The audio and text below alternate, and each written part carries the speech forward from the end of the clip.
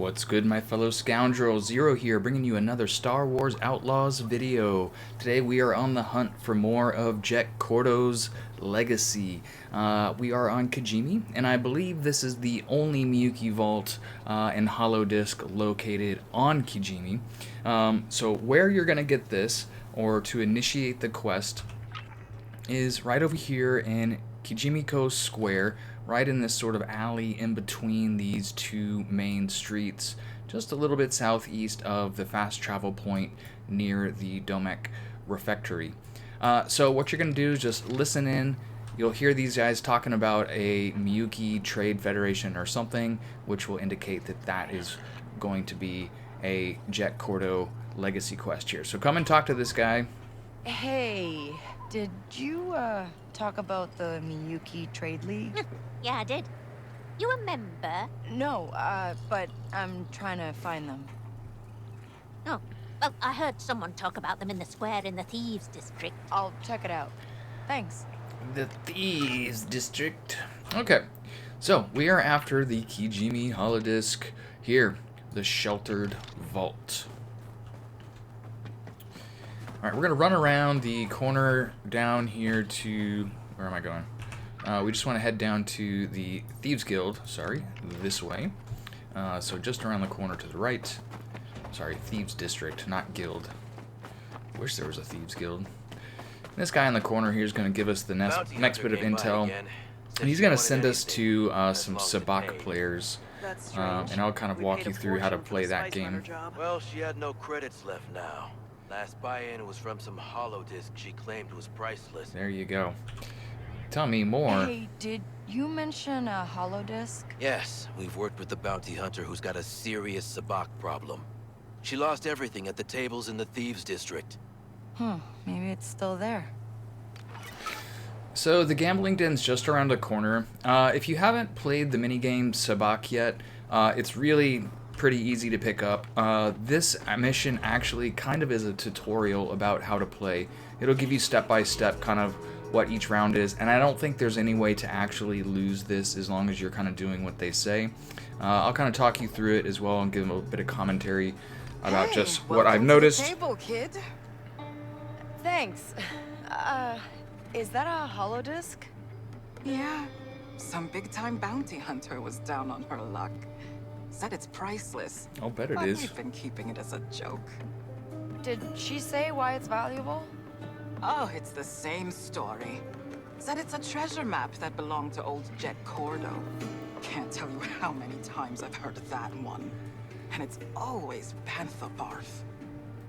I can't wait to see what is actually in Kordo's vault at the end after I get all of these map pieces. Like, it better be awesome, is all I gotta say. Hopefully like a whole like armor set. That would be great. Kordo's armor set. Alright, so I'll kind of tell you what to do here. We need to bet 50 credits, so we'll be able to get the Holodisc here. There's some other cheats I haven't unlocked. I haven't played this much either, so I don't really know what those are yet. I'll let you know if I do find them.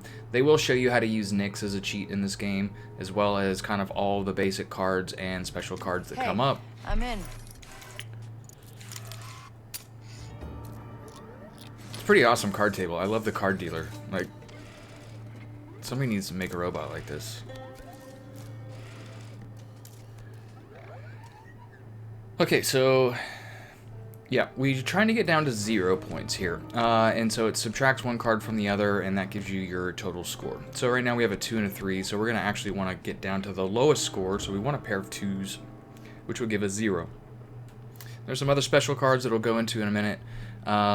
But these are called sand cards, these are called blood cards, and it costs these chips to draw a card. You've got 4 chips total. If you win, you get all your chips back at the end.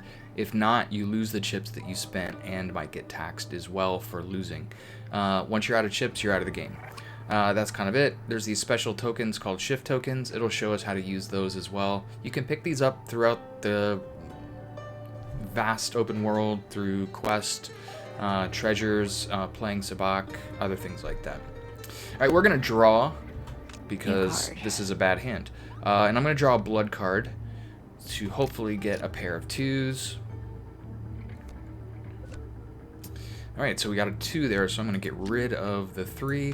So I now have Sabacc. So as long as one of them doesn't have a Sabacc that's lower, like a pair of 1s, then I should win. Huh? I draw. So from now on, I'm just going to draw. That way I don't have to spend any tokens. And fingers crossed, nobody draws Sabacc. We're going to stand. Yeah. So you can actually zoom in on the people who are playing if you want to get a bit more immersion. To kind of look at who's actually in the action here. You can look at the table itself or yourself. It's kind of nice. Yeah, we're gonna go ahead and stand again. Each hand is 3 rounds, so you've got 3 chances to try and get Sabacc. I imagine it's possible at the table, probably unlikely, but that nobody will get Sabacc, and so it's just whatever the highest hand is. Sabacc. So she had a pair of 4s, which is higher than mine, so I win. Tax chips are lost, so he loses all that he spent minus the tax. Wah wah. Out of the game. Look at that robot. I would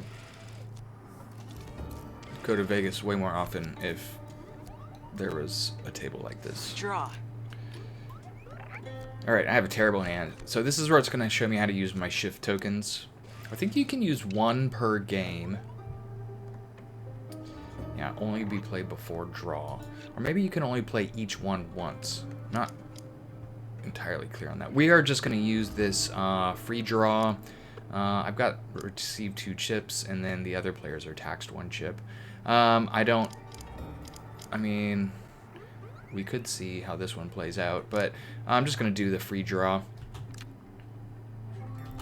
You're gonna hate this.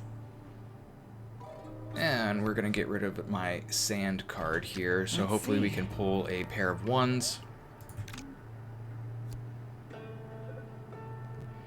Okay, so we got an imposter card, and these are a crapshoot. It could be a 1, 2, or a 3, I think are the 3 options, but it rolls the dice and it's a random.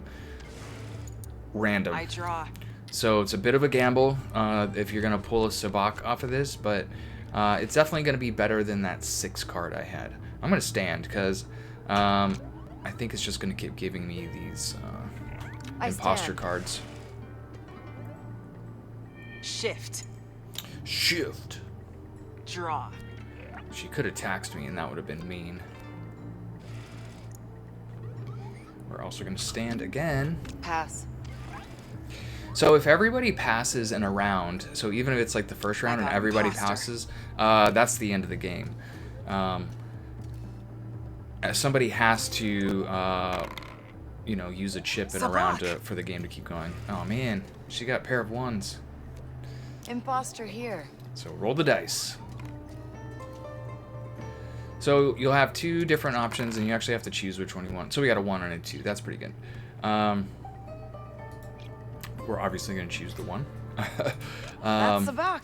So we tied, so it's a draw. It's a push. Nobody That one's mine. changes chip count. And then we go to our next round.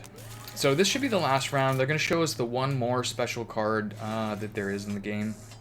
And this is a pretty rare card, but it's the best card.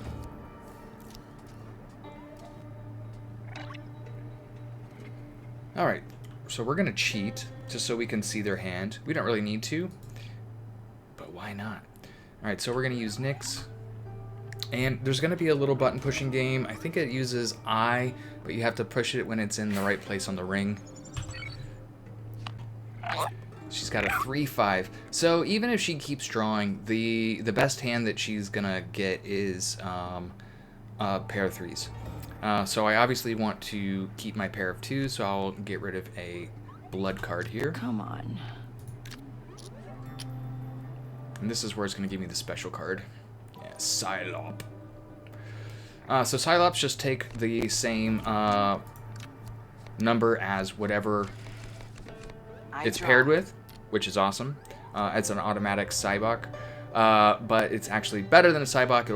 It's a Sabacc, and it will beat any hand except for a Sabacc that is lower in value. So like if she had a 1 Sabacc or Cylops card, she would beat me. It's pretty unlikely. That would be the absolute best hand she could have. Stand. Pass. I'm not even sure if there's more than 1 Cylops card in the deck. Sabacc. Maybe there is. That's Sabacc. There's gotta be. Looks like it's my lucky day. Alright, she's out. I win. Give me that Holodisc.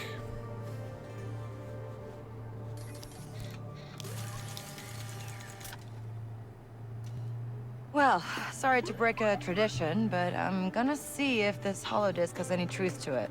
Oh, you sweet little thing. For you, I hope this one's real. Me Good luck. too. Me too, me too, me too, me too. Oh, don't feel bad. I'm really good at this. Beginner's luck. Alright. The galaxy is full of Kessel Sabacc.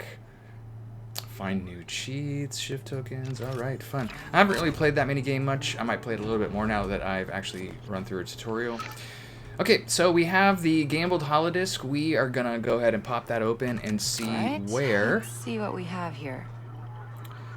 this is located. And pretty lucky, it's actually located right in this square, right in front of us. What really helps tip us off, is that tower right there in the middle of the square. If we look, hey there, Nix. Hello, buddy. There's the tower right there. So it's pretty easy. We just came out of the gambling hall. There's the tower, and then here is the rock that has the isolate frequency. So let's go ahead and just start this, and we will go find the stash.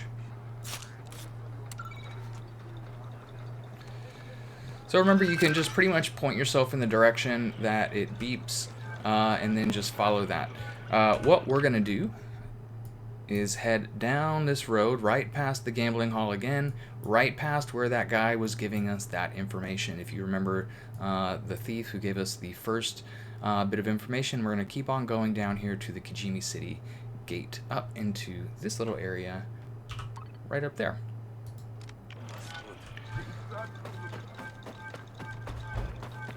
So pretty much this whole quest takes part in this little corridor right along here. This little road is where all of the mission markers are going to be. Keep on going, run out here. This was, if you remember this from one of the main story quests, we came here before. We're gonna run past all these little speeders up these stairs, and a little bit of climbing up to the top. Now the vault is actually behind that door, but we have to unlock it right up here with this Holodisc.